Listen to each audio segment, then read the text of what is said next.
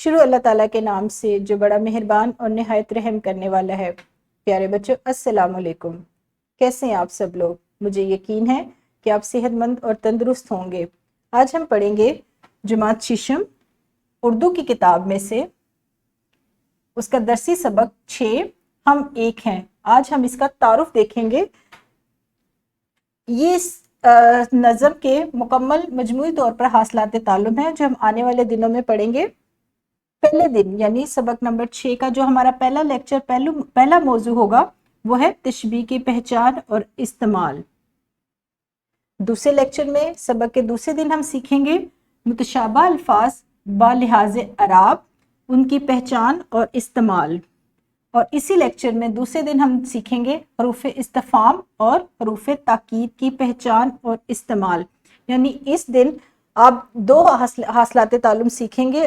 ہم 2 موضوعات پر بات کریں گے۔ ایک موضوع ہوگا ہمارا متشابہ الفاظ بالحاظ اعراب اور دوسرا ہوگا حروف استفہام اور حروف تاکید۔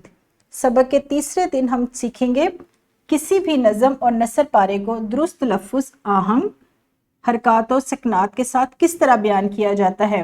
اور اسی دن ہم یہ بھی سیکھیں گے منشا اور مقصد کے حوالے سے سمجھ کر درست اتار چڑھاؤ اور روانی سے نظم و نثر کو کس طرح پڑھا جا سکتا ہے۔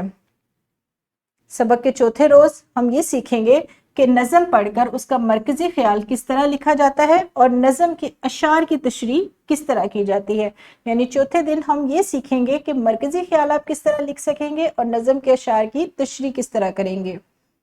اور اسی سبق کے 5ویں دن کہانی، نظم، واقعہ، تقریر، اعلان، خطبہ، گفتگو، خبر، ڈرامہ، ہدایات سن کر سوالات کے جوابات کس طرح زبانی دیے جا سکتے ہیں، اس موضوع پر بات کریں گے۔ اس موضوع پر آپ کو سبق دیا جائے گا۔